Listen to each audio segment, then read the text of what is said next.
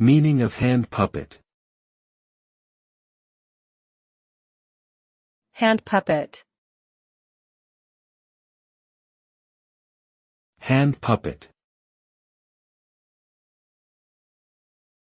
Hand puppet. Hand puppet. A hand puppet is a type of puppet that is controlled by placing one's hand inside the puppet and moving the fingers to manipulate its movements. The hand puppet has a long history and is used in various forms of entertainment, including theater, television, and film. Hand puppets can range from simple designs made from socks or paper bags to more elaborate creations with intricate details and mechanisms.